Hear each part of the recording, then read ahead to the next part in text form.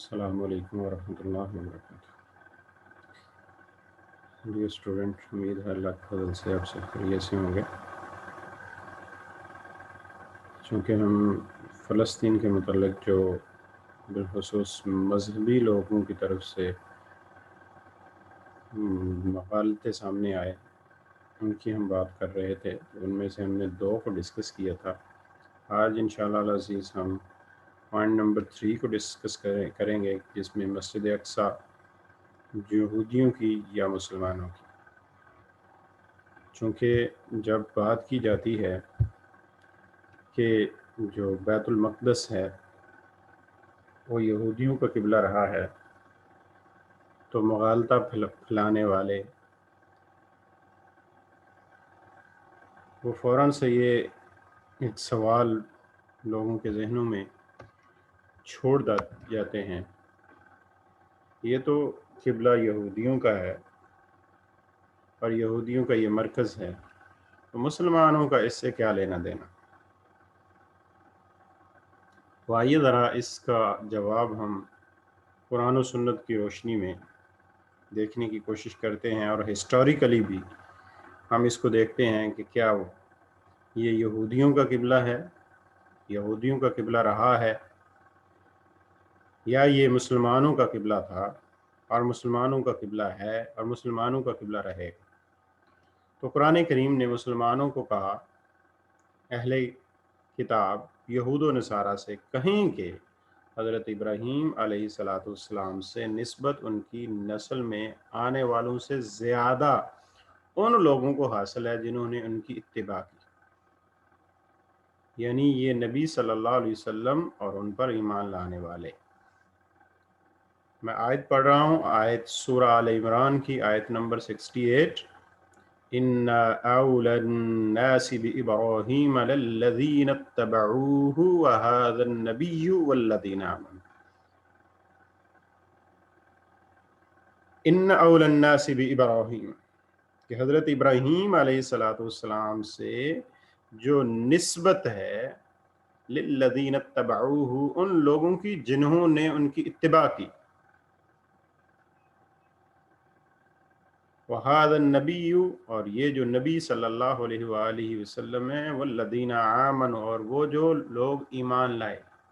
اب سیدھی سی بات کی جا رہی ہے، قرآن مجید یہ کہہ رہا ہے اہل کتاب کو، یہود و نصارہ کو، مسلمانوں کو یہ کہا جا رہا ہے کہ ان کو یہ کہہ دیں کہ حضرت ابراہیم علیہ السلام سے ان کی نسبت نسل میں آنے والوں سے زیادہ ان لوگوں کو حاصل ہے، یعنی نسبت جو ہے اول الناس، لوگوں میں سب سے زیادہ اولا ابراہیم، ابراہیم کے ساتھ جو نسبت ہے سب سے زیادہ اولا نسبت کن کی ہے؟ للذین اتبعوہ، جن لوگوں نے ان کی اتباع کی، حضرت ابراہیم کی پیروی کی۔ ٹھیک ہے نا؟ یعنی نبی صلی اللہ علیہ وسلم اور ان پر ایمان لانے والے، وَهَذَا النَّبِيُّ وَالَّذِينَ آمَنُوا۔ اسی طرح رسول اللہ صلی اللہ علیہ وسلم نے یہود مدینہ کو عاشوراء کا روزہ رکھتے دیکھا تو فرمایا کہ حضرت موسیٰ علیہ السلام کے ساتھ ہماری نسبت ان سے زیادہ گہری ہے، یعنی حضرت موسیٰ کے ساتھ جو نسبت ہے وہ آپ صلی اللہ علیہ وسلم فرمایا ہماری نسبت ان سے کہیں زیادہ ہے، یہود و نصارہ سے۔ چنانچہ آپ نے مسلمانوں کو عاشوراء کا روزہ رکھنے کا کہا، اور پھر یہود سے الگ حیثیت برقرار رکھنے کے لیے اس سے آگے پیچھے روزہ کو بہتر قرار دیا۔ ٹھیک ہے نا؟ عاشوراء کا روزہ جو 10 کا صرف روزہ رکھا، تو آپ نے فرمایا کہ اس کے ساتھ آگے پیچھے ملا کے روزہ رکھ لیا جائے، یہ بہتر ہے۔ اسی نسبت سے مدینہ منورہ میں رسول اللہ صلی اللہ علیہ وسلم اور صحابہ رضوان اللہ علیہم اجمعین کئی مہینوں تک بیت المقدس کی طرف رخ کر کے نماز پڑھتے رہے۔ یہ ایک وہ نسبت تھی جو حضرت ابراہیم علیہ السلام کے ساتھ خاص تھی، حالانکہ دل میں کعبے کی سمت نماز پڑھنے کی خواہش تھی۔ ٹھیک ہے نا؟ جس طرح قد نرى تقلب وجهك في السماء فلنولينك قبلة ترضاها، یہ بار بار جو ہے نبی رحمت صلی اللہ علیہ وسلم قد نرى تقلب، ہم آپ کے قلب کی طرف، قلب اطہر کی طرف دیکھ رہے کہ وجهك في السماء، آپ کا آسمان کی طرف آپ کا چہرہ انور اٹھتا تھا، फलनुवल्लियन्नक क़िबलतन तरदाहा, हमने फेर दिया आपके लिए क़िबलतन तरदाहा, जिस उस किबले की तरफ आपका रुख अनवर जो जो आप चाहते थे, ठीक है ना। तो यानी आप सल्लम की ख्वाहिश जिस तरफ थी वो और इसी से ये भी मालूम था कि मिल्लत इब्राहीमी की जो तजदीद के लिए एक अहम हुक्म है, यानी काबे की बहैसियत किबले बहाली के हुक्म के लिए किसी भी वक्त वही आ सकती है, और वो वही फिर सूरह बकरा आयत नंबर 144 की सूरत में आई। इस पर तवज्जो कीजिए। इसमें गौर करने से हमें पता चल जाता है कि इससे माक़बल आयत में जो कहा गया, उस वक्त तक बैतुल मक़दस मुसलमानों का किबला था। सयक़ूलु सुफ़हा, आयत नंबर 142 को ज़रा देखें। सयक़ूलु, जहाँ पे पारा नंबर 2 स्टार्ट हो रहा है, सयक़ूलु सुफ़हाउ मिनन्नास मा वल्लाहुम अन क़िबलतिहिम अल्लती कानू अलैहा। वो बेवकूफ़ लोगों में से जो बेवकूफ़ हैं वो कहते फिरते हैं मा वल्लाहुम, इन्हें क्या हो गया है, अन क़िबलतिहिम अल्लती कानू अलैहा, ये तो किबला हमारा। तो अल्लाह ने उनको क्या कहा, ये बेवकूफ़ लोगों की बातें हैं। और इसलिए जो लोग अगली आयत में वमा अंत बिताबिइन क़िबलतहुम देख कर कहते हैं कि कुरान ने तो इससे अहले किताब का किबला कहा है, ना कि मुसलमानों का, वो अधूरी बात बता रहे हैं। पूरी सच्ची बात, सच्चाई ये है कि कई सदियों से काबे से ताल्लुक़ टूट जाने के बाद अहले किताब ने बैतुल मक़दस को किबला बना लिया था। समझ आ रही है? असल किबला कौन सा था?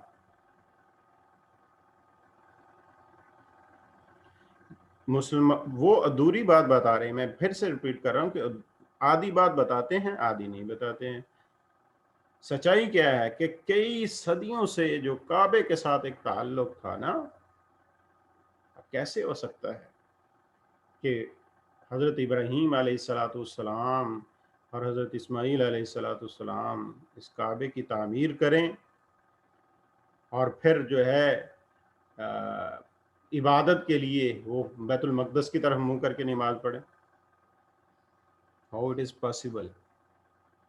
ये सेंस काम करती है इस पे कि खुद तामीर करें, खुद दुआएं मांगें उसके करीब खड़े हो कर, और फिर नमाज पढ़ने का वक्त आए तो बैतुल मक़दस की तरफ मुंह कर लें। ऐसा नहीं है, बल्कि ये बाद के लोग जब इसमें इन्वॉल्व हुए तो फिर जो है उस यानी उस काबे से जो ताल्लुक टूटा तो फिर बैतुल मक़दस की तरफ मुड़े। लेकिन ये बैतुल मक़दस कुछ अरसा तक मुसलमानों का भी किबला रहा। वो क्यों कर, वो ऊपर हमने बात कर दी, वो निस्बत इब्राहीमी की वजह से, कि जब तक मुसलमानों का काबे की तरफ रुख करके नमाज पढ़ने का हुक्म नहीं दिया। इस मोड़ पर आकर फिर ये मुगालता फैलाने वाले एक और तरह सा सवाल उठाते हैं कि ये किबला तो मनसूख हो चुका, तो फिर अब मुसलमानों का इससे क्या ताल्लुक? जब ये बैतुल मक़दस मुसलमानों का किबला नहीं रहा तो फिर अब ये लड़ाई झगड़े छोड़ दें, उन्हीं के पास रहने दो जो जिन्होंने, बेशक वो उनका हकीकी किबला नहीं भी था तब भी उन्हीं के पास अब रहने दिए जाए। अब आपका तो किबला रहा नहीं है, इसको छोड़ दें। तो इनसे जवाबी सवाल करेंगे कि कुरान करीम ने इब्तदाई दौर में कई अहकाम दिए जो बाद में तब्दील या मनसूख हो गए, तो क्या आप ये कहेंगे कि इन अहकाम या इन आयात से हमारा क्या ताल्लुक? फिर इन्हें ऊपर वाली बात याद दिलाएं जो ऊपर हमने अभी बात की है कि बैतुल मक़दस में बहुत सारे अंबिया ने इबादत की, और वो अंबिया हमारे अंबिया हैं। हमारा तो ईमान ही उस वक्त तक मुकम्मल नहीं होता जब तक कि हम बाकी अंबिया के ऊपर भी ईमान ना ले आए। बनी इसराइल से ज़्यादा उन पर हमारा हक है। हज़रत इब्राहीम के जो औलाद हज़रत याकूब, इसहाक और याकूब से जो औलाद हैं, जो बनी इसराइल जहाँ से आगे चेन चली, तो हमारी जो निस्बत है उनसे ज़्यादा हमारा हक बनता है उनके साथ। اور یہ بھی کہ رسول اللہ صلی اللہ علیہ وآلہ وسلم نے جو معراج کی شب جو ہے وہ سفر جو ہے وہ بیت المقدس کی طرف کیا، یہ بھی ایک مقام و مرتبہ کی حیثیت الگ سے ایک حیثیت ہے اس جگہ کی۔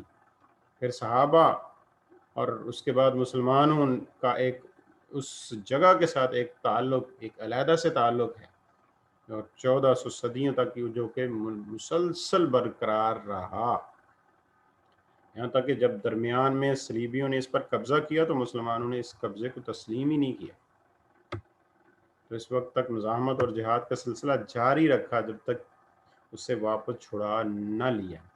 تو کیسے کہہ سکتے ہیں کہ جی اب آپ کا جب منسوخ ہو گیا تو اس کو چھوڑ دیں؟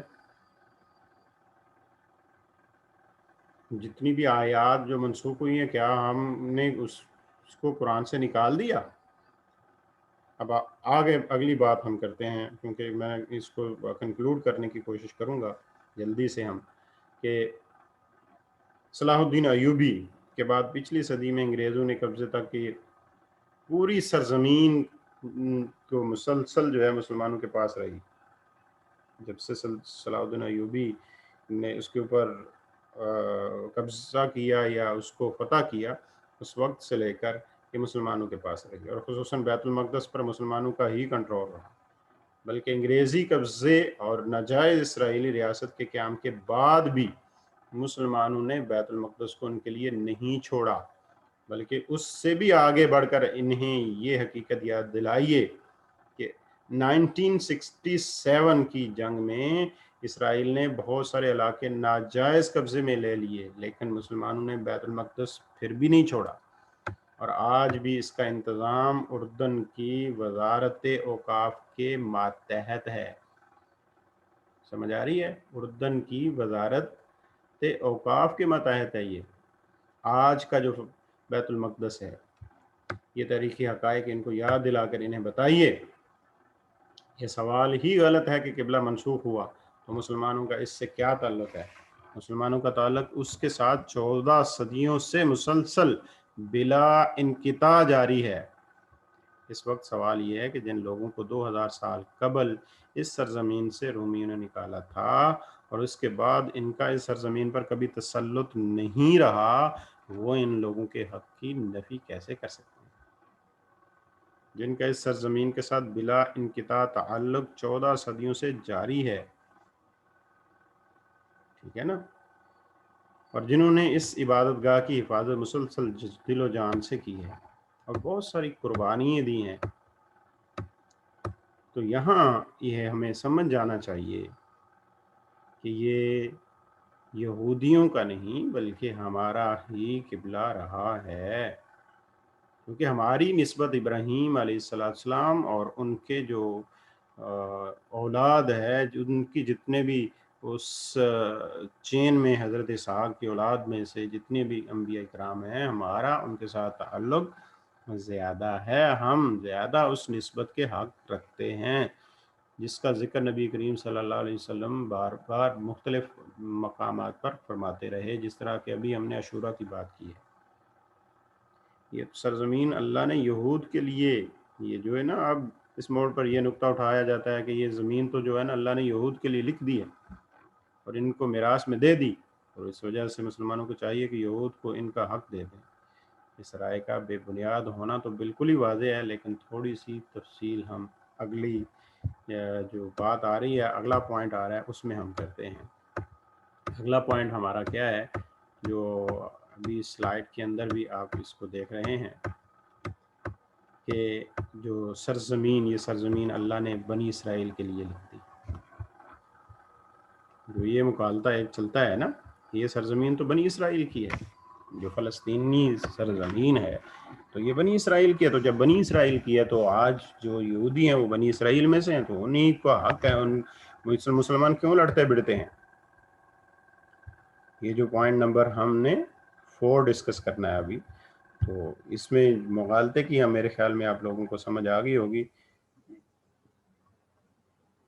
یہاں تک کہ وہ بہت ساری نصوص سے بھی استدلال کرتے ہیں جن سے معلوم ہوتا ہے کہ اللہ نے بنی اسرائیل کو اس سرزمین میں آباد ہونے کا حکم دیا تھا۔ بعض نے تو اس سے بھی آگے بڑھ کر بنی اسرائیل کے لیے حق کے تولیت کا مقدمہ قائم کیا، اور بعض نے اپنی شکست خوردہ ذہنیت سے مجبور ہو کر یہ کہنا شروع کر دیا کہ صدیوں بعد یہود کا اس سرزمین پر غاصبانہ تسلط ایک خدائی فیصلہ ہے۔ جب وہاں پہ یہودی آ گئے ہیں تو یہ تو اللہ کا امر ہے، امر ربی ہے، اس میں کیا ہے؟ کوئی بھی کام اللہ کے حکم کے بغیر نہیں ہوتا۔ تو جب یہودی آ گئے ہیں وہاں پہ، اسرائیل والے یہودی وہاں پہ آ گئے ہیں، تسلط ان کا موجود ہے، تو یہ تو امر ربی ہے، ہو کر رہنا تھا، ہو گیا بس، اب چھوڑ دیں۔ مسلمان کیوں وہاں پہ کر رہے ہیں جس کی مخالفت مسلمانوں کو نہیں کرنی چاہیے؟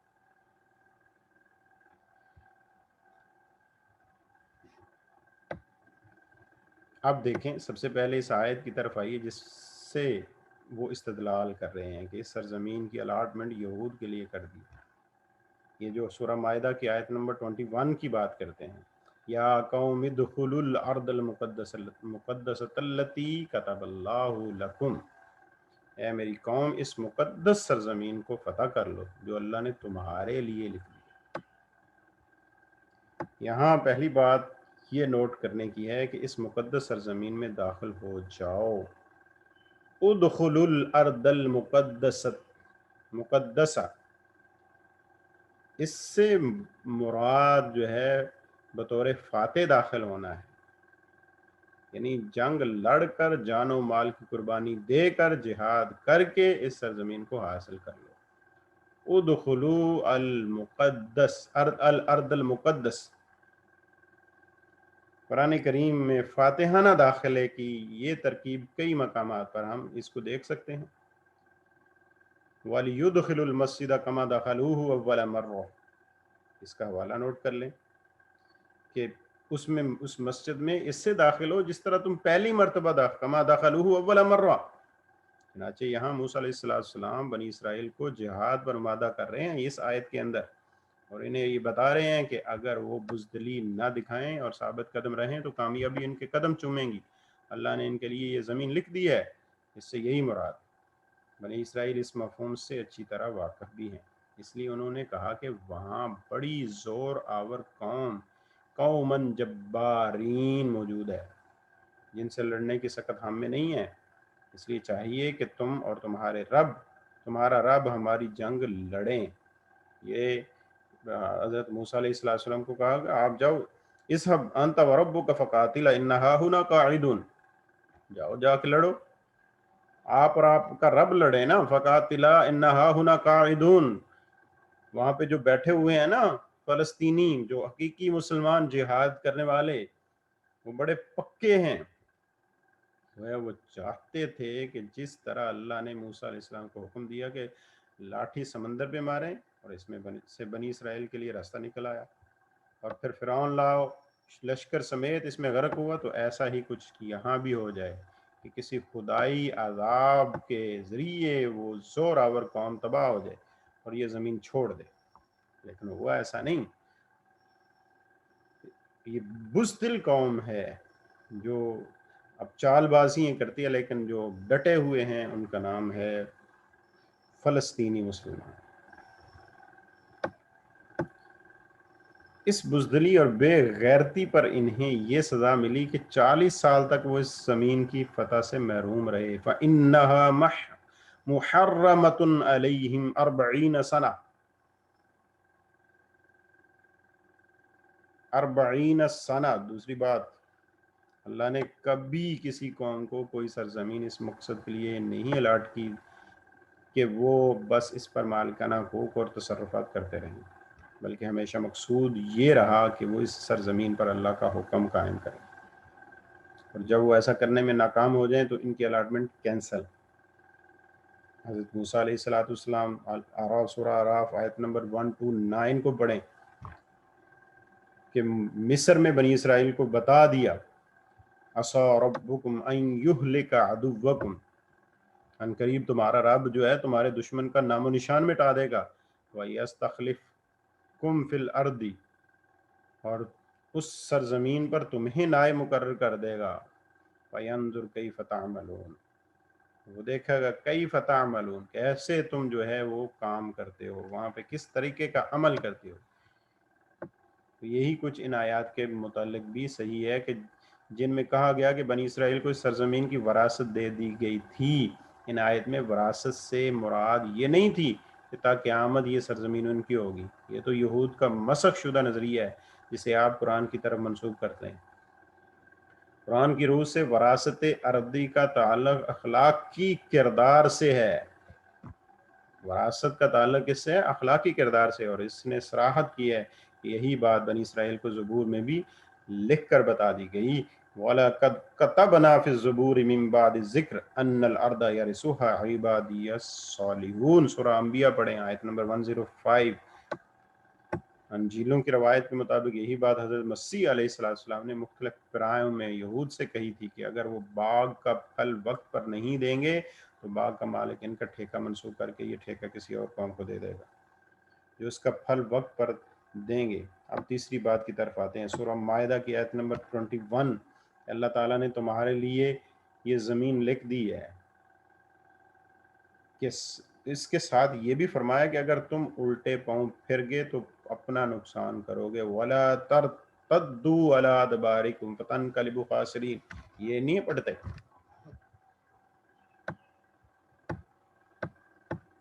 چوتھی بات یہ ہے کہ اس آیت میں ہرگز یہ نہیں کہا گیا کہ یہ زمین بنی اسرائیل کے لیے تا قیامت لکھ دی گئی.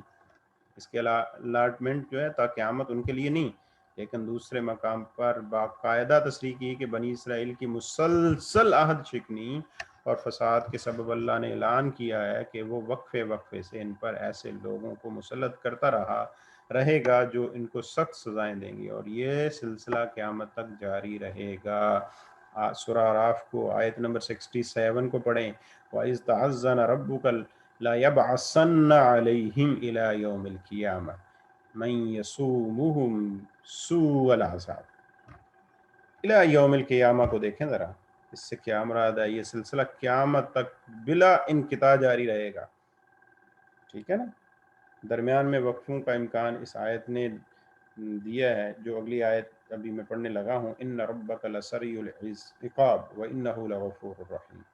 تمہارا رب جلد سزا دینے والا ہے، سو اس کی پکڑ سے غافل نہ ہو، یقیناً وہ غفور الرحیم ہے. اب اگر توبہ کر کے لوٹ آؤ گے تو وہ تمہاری توبہ کر لے گا، وہ قبول کر لے گا. اسی توبہ کے منادی کے لیے تو انبیاء کا سلسلہ ان کے اوپر جاری رہا، اور آخر تک حضرت یحییٰ علیہ السلام، حضرت عیسیٰ علیہ السلام نے ان پر محنت کی، جیسا کہ انجیلوں کی گواہی موجود ہے. لیکن جب انہوں نے کان نہیں دھرا تو ان پر رومیوں کا تسلط مسلط ہو گیا. پھر رومی آگے. قرآن کریم نے سنا بنی اسرائیل میں یہی حقیقت ان الفاظ میں بیان کیا ہے کہ انبیاء نے بنی اسرائیل کو بتا دیا تھا کہ وہ اس سرزمین میں 2 دفعہ بڑا فساد کریں گے، اور دونوں دفعہ اللہ نے انہیں سخت عذاب دیا. لَتُفْسَدُنَّ فِي الْأَرْضِ مَرَّتَيْنِ وَلَتَعْلُنَّ عُلُوًّا كَبِيرًا. ٹھیک ہے نا. پھر اگر اگلی سورہ بنی اسرائیل کی آیت نمبر 7 کو دیکھیں. ان احسنتم احسنتم لانفسکم وان اسأتم فلہا. اگر تم اچھا کیا، اگر تم نے اچھا کیا تو اپنے ساتھ اچھا کیا، اور برا کیا تو اپنے ساتھ برا کیا. ان اسأتم فلہا. اسی طرح آگے قرآن کریم کی دعوت توبہ ان کے سامنے رکھ کر ان سے کہا کہ اب بھی موقع ہے، اگر تم اپنے رب کی رحمت چاہتے ہو تو اس کی طرف لوٹ آؤ، ورنہ وہی فساد کی روش اختیار کرو گے تو اسی طرح کی سزا ملے گی. عسیٰ ربکم ان یرحمکم وان عدتم عدنا. یہ بھی آیت اس سے اگلی جس میں جو ہے چنانچہ ایک تو اس سرزمین کی الاٹمنٹ اب یہ کلیئر ہوگی، ایک مقررہ مدت تک کے لیے تھی تا قیامت نہیں تھی، اور دوسرے وہ الاٹمنٹ جس شرط کے ساتھ مشروط تھی اس شرط کی خلاف ورزی کی گئی تو وہ الاٹمنٹ کینسل ہوگی. جب شرط ہی نہیں رہی تو جس کے ساتھ مشروط کی گئی تھی وہ مشروط والی چیز کیسے ہو سکتی ہے ان کی. وہ سرزمین ان سے لے کر اور لوگوں کو الاٹ کی گئی. اب یہ سابقہ الاٹمنٹ کے کاغذات دکھا کر اس سرزمین پر اپنا حق نہیں جتا سکتے. کلیئر ہوگی بات. اب ہم اگلے پوائنٹ کی طرف آ رہے ہیں. یہ الاٹمنٹ والی بات ہم نے کلیئر کر لی. معالطہ نمبر 5 کو دیکھتے ہیں، جس میں ہم عبادت کا حق تو یہودیوں کو بھی ہے نا. اب باقی باتیں تو اب ہو گئیں، تو اب تو یہ جو جہاں پہ مسلمان آپ قبضہ کر کے بیٹھے ہوئے ہیں، تو آپ یہاں عبادت ہے نا، تو عبادت تو اللہ کی کرنی ہے، تو یہاں پہ یہودی بھی آ کے عبادت کر لیں تو اس میں تو کوئی حرج نہیں ہے، ٹھیک ہے نا، عبادت تو رب کی ہے، تو جب رب کی عبادت ہے تو اس میں کیا حرج ہے کہ وہ یہودی بھی عبادت کر لیں؟ یہ ایک مغالطہ جو ہے، یہ عام سادہ لوگ ذہنوں کو خراب کرنے کی کوشش ہے۔ جب یہ بات واضح کر دی جائے کہ یہود کو اس سرزمین پر تا قیامت الاٹمنٹ نہیں دی گئی، تو مغالطہ پیش کرنے والے اس کے بعد ذرا نیچے آ کر یہ اعتراض وارد کرتے ہیں کہ یہاں یہود کو بھی عبادت کا حق حاصل ہونا چاہیے، ٹھیک ہے نا۔ اب یہ اصل میں تھوڑا سا غور کیا جائے نا تو یہ خلط مبحث ہے، ورنہ یہ معترضین جانتے ہیں کہ کسی مقام پر عبادت کی اجازت اور اس مقام پر غلبہ و تسلط کا حق دو الگ امور ہیں۔ عبادت کرنا الگ چیز ہے اور اس پر تسلط جما دینا الگ چیز ہے۔ اس طرح وہ یہ بھی اچھی طرح جانتے ہیں کہ حضرت عمر رضی اللہ تعالیٰ نے بیت المقدس کا کنٹرول لینے کے بعد مخصوص مقامات پر نصارہ کو بھی عبادت جاری رکھنے کا حکم دیا تھا۔ ان دونوں باتوں کی تھوڑی وضاحت ضروری ہے، آئیے ذرا ہم اس کی وضاحت کی طرف چلتے ہیں۔ معلوم میں حقیقت ہے قرآن کریم نے مشرکین کو مسجد حرام کے کنٹرول اور انتظام سے محروم کر دیا۔ ما کان للمشرکین ان یعمروا مساجد اللہ شاہدین علی انفسہم بالکفر، سورہ توبہ کی آیت نمبر 17۔ اس حکم کا اولین اطلاق مسجد حرام پر کیا گیا، لیکن اس آیت میں مساجد اللہ ہے، مساجد، مسجد نہیں ہے، مساجد ہے۔ مساجد اللہ کی ترکیب بڑی معنی خیز ہے، چنانچہ اس آیت اور دیگر نصوص کی بنا پر فقہا نے تمام مساجد کے لیے اس حکم کو تسلیم کیا ہے۔ مساجد اللہ جمع ہے، اس میں ساری مسجدیں آ رہی ہیں۔ پھر یہ بھی معلوم ہو جاتا ہے کہ سورہ توبہ میں ہی اللہ تعالیٰ نے مسجد حرام میں مشرکین کے داخلے کی ممانعت کی ہے۔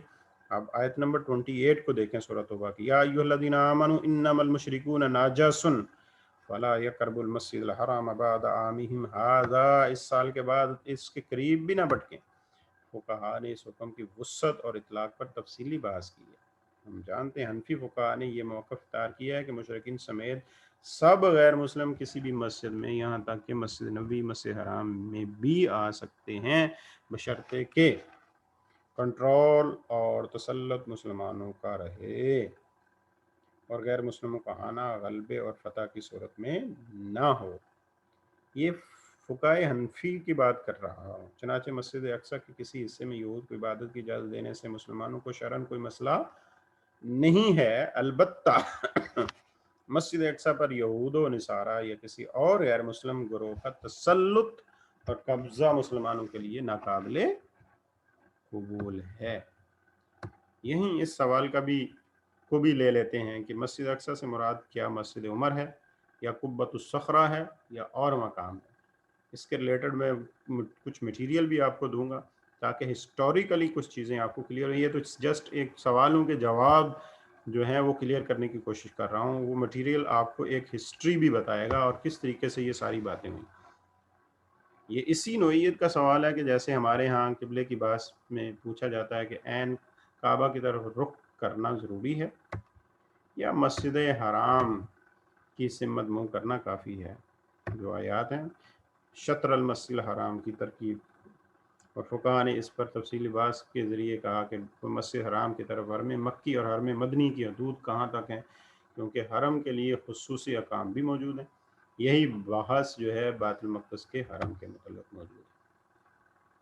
چنانچہ ان دونوں سوالوں پر غور کیا جائے تو یہ نتیجہ بالکل واضح ہو جاتا ہے کہ مسجد اقصی سے مراد بیت المقدس کا پورا حرم ہے، اور اس پورے حرم کا دفاع اور اس پر اپنے کنٹرول کے لیے جدوجہد ہم پر لازم، مسلمانوں کے اوپر لازم ہے۔ اس کے بعد حضرت عمر رضی اللہ تعالیٰ عنہ کے اس انتظامی بندوبست کی حکمت بھی بخوبی سمجھ آ جاتی ہے کہ انہوں نے دیوار گریہ کے قریب یہود کو عبادت کی اجازت دی تھی اور نصارہ کو اپنے گرجا میں عبادت کا موقع دیا، البتہ پورے حرم کا کنٹرول اپنے ہاتھ میں لے لیا اور پھر وہاں خود ایک مقام پر عبادت کی۔ یوں اس مسجد عمر کی اپنی خاصیت اور فضیلت بھی مسلم ہے۔ اور رہی بات قبۃ الصخرہ کی کہ رسول اللہ صلی اللہ علیہ وسلم کا جو کہ معراج کے ساتھ اس کا ایک خاص تعلق ہے، ایک خاص اس کی نسبت ہے، اور اسی طرح اس حرم کا ایک ایک چپا جو ہے مقدس ہے. لیکن جب ہم مسجد اقصیٰ کہتے ہیں تو اس سے مراد یہ پورا حرم ہے. اس پورے حرم پر تسلط اور کنٹرول کس کا ہونا چاہیے؟ مسلمانوں کا. البتہ حضرت عمر رضی اللہ تعالیٰ عنہ کی اتباع میں مسلمان یہود و نصارہ کو مخصوص مقام پر عبادت کا موقع دیں گے، یہ دیتے رہے.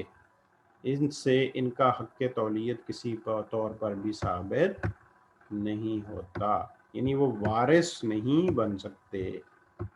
اب ہم مغالطہ نمبر 6 کی طرف آتے ہیں. یہ جو اسرائیل کا قیام کے حوالے سے نا، قیام اسرائیل امر ربی ہے. یہ ابھی تھوڑی دیر پہلے بھی ہم نے اوپر بھی بات یہاں مسجد اقصیٰ یہودیوں کی یا مسلمانوں کی، تو اس کے تحت بھی چھوٹی سی ہم نے بات کی کہ قیام اسرائیل کا بن جانا جو ہے وہ تو امر ربی ہے. جب امر ربی ہے تو پھر اس میں مسلمان جو ہے وہ کیوں چیختے چلاتے ہیں کہ باشکست خوردہ ذہن یہ لکھنے میں بھی شرم محسوس نہیں کر رہے آج کے دور میں کہ اللہ نے سورہ بنی اسرائیل میں اعلان فرمایا تھا کہ جب آخرت کا وقت قریب آئے گا یا جب بنی اسرائیل کے آخری فساد کا وقت آئے گا تو اللہ نے انہیں دنیا بھر سے اس سرزمین پر جمع کر لے گا.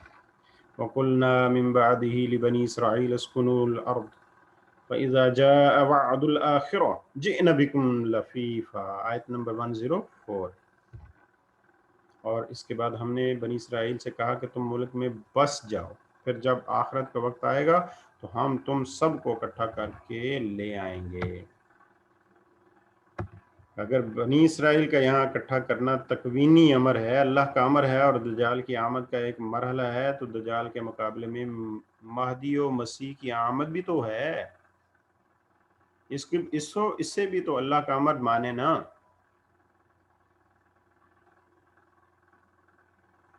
اب آپ خود ہی اپنا فیصلہ کر لیں جو یہ کہنا چاہ رہے ہیں کہ یہ تو امر ربی ہے کہ یہ سارے یہاں پہ اکٹھے ہوں گے. اس بات کو آپ مان رہے ہیں کہ سارے یہاں پہ اکٹھے ہوں گے. جب وہ سارے یہودی اکٹھے ہوں گے یہ بھی کہا گیا ہے، اور یہ بھی کہا گیا کہ دجال انہی میں سے آئے گا. اب دوسری طرف حضرت امام مہدی اور حضرت عیسیٰ علیہ السلام کا نزول یہ بھی تو امر ربی ہے. اب آپ اپنے آپ کو کس جگہ پہ سٹینڈ کر رہے ہیں؟ اب آپ خود ہی دیکھ لیں، دجالی صف میں کھڑے ہیں یا امام مہدی اور حضرت عیسیٰ علیہ السلام کے اتباع والے لوگوں کے ساتھ کھڑے. اب اس کی آیت کی تعویل، اس سے مراد سرزمین فلسطین میں یہود کا اکٹھا کرنا ہے، یقینی ہے کہ نہیں ہے؟ اس کے اندر تعویل موجود ہے. بہت سارے اقوال اس میں موجود ہیں. جیسے اس سے مراد بروز قیامت میدان حشر میں اکٹھا کرنا ہے. اس سے مراد میدان حشر میں اکٹھا کرنا مراد ہے. ایک تعویل اس کی یہ بھی ہے. تاہم اگر یہی تعویل مراد لی جائے کہ آخری فساد سے قبل یہود کو اس سرزمین میں ایک دفعہ پھر اکٹھا کیا جائے گا، تو اس سے یہ کیسے معلوم ہوگا کہ ان کے یہاں اکٹھے ہونے کی مزاحمت کرنا یا انہیں یہاں غلبہ پانے سے روکنے کی کوشش کرنا شرعی لحاظ سے ناجائز یا نامناسب ہے؟ اللہ کے تکوینی فیصلے اس کے علم میں ہیں، ہم تو اس کے شرعی احکام کے پابند ہیں. شریعت کو دیکھنا ہے ہم نے. شرعی طور پر ہم پر لازم ہے کہ جیسا کہ پیچھے واضح کیا گیا ہے کہ مسجد اقصیٰ پر غیر مسلموں کا تسلط نہ ہونے دیں. شریعت تو یہ کہتی ہے، اور اس کی حفاظت کے لیے تن من دھن کی قربانی دیں. اسی طرح شرعی طور پر ہم پر لازم ہے کہ مسلمان کی جان و مال، ان کی سرزمین اور ان کے وسائل کا دفاع کریں. تو آج ہم یہاں ہی بات ختم کریں گے. اللہ سے دعا ہے اللہ ہم سب کا حامی و ناصر ہو، اور ہمیں مسئلہ فلسطین صحیح طریقے سے سمجھنے کی توفیق عطا فرمائے. السلام علیکم ورحمۃ اللہ.